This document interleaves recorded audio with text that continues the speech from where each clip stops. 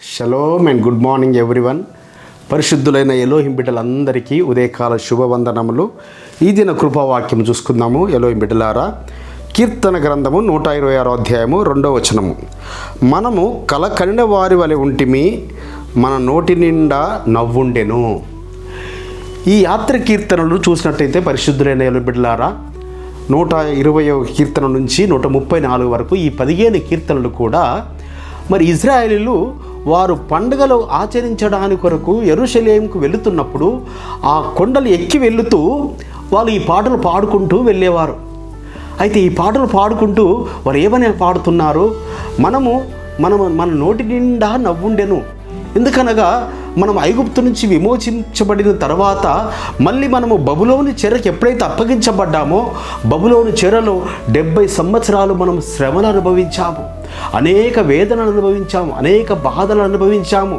So ఆ శ్రమల నుంచి, ఆ బాధల నుంచి, ఆ అగ్నిగుండముల నుంచి, ఆ సింహాల బోన్ల నుంచి మనల్ని విడిపించి మళ్ళీ మనల్ని పాలు తేనెలు ప్రవహించే దేశము నడిపించిన ఆ పరలోకపు తండ్రి మన నోటి నిండా నవ్వుండేటట్టుగా చేశాడు అని ఆ జ్ఞాపకం చేసుకుంటూ ఆయనకు కృతజ్ఞతాస్తుతులు తెలియపరుస్తూ వాళ్ళు పాటలు పాడుతూ, మరి కీర్తనలు పాడుతూ, ఆ కొండలు ఎక్కుతూ, మరి ఆ యొక్క ఇజ్రాయెల్ దేశం అంతటి నుండి ఆ యెరూషలేము కొండలకు ఎక్కుతూ వచ్చేవారు.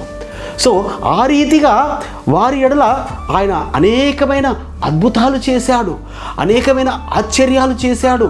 సో ఆ చెర నుంచి వారిని విడుదలనిచ్చి వారి నోటి నిండా నవ్వునిచ్చాడు, వారికి సంతోషాన్ని ఇచ్చాడు, వారికి సమాధానమునిచ్చాడు. కాబట్టి వారు పండుగలు ఆచరించినప్పుడల్లా, వెళుతున్నప్పుడల్లా, సంవత్సరములకు 3 మార్లు వాళ్ళు పండుగలకు వెళ్ళినప్పుడల్లా ఈ యొక్క యాత్ర కీర్తనలు పాడుకుంటూ వాళ్ళు యాత్రలు చేస్తూ వెళ్ళేవారు. కాబట్టి మనం కూడా మరి వారికి సాదృశ్యంగా మనం కూడా ఈ యాత్ర కీర్తనలు ధ్యానించినప్పుడు మరి పండుగల సమయంలో మనం కూడా ధ్యానిస్తుంటుంటాము బిడ్డలారా. పండుగల సమయంలో మనము ధ్యానించి సో మనము కూడా వారి వలె సంతోషించే వారముగా, మన నోటి నిండా నవ్వుండేటట్టుగా మనం పండుగలు ఆచరించే బద్దులమై ఉన్నాము. పండుగలు ఆచరించడానికి వెళ్ళినప్పుడు మనము నవ్వుకుంటూ వెళ్ళాలి.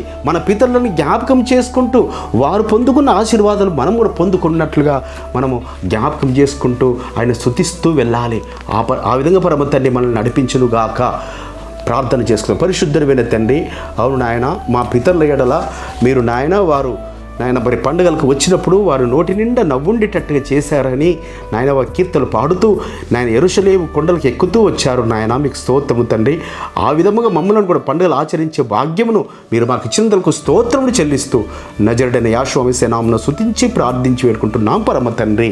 మన పరలోకపు తండ్రియు, మన రక్షకుడును, విమోచకుడును, నజరేయుడైన యేషువా మెస్సీయ వారి దివ్య సముఖం నుంచి మీకు, మీ కుటుంబాలకు, మీ వంశాలకు శాంతి, సమాధానం, కృపయు నిరంతరము నిలిచి ఉండునుగాక. ఆమేన్.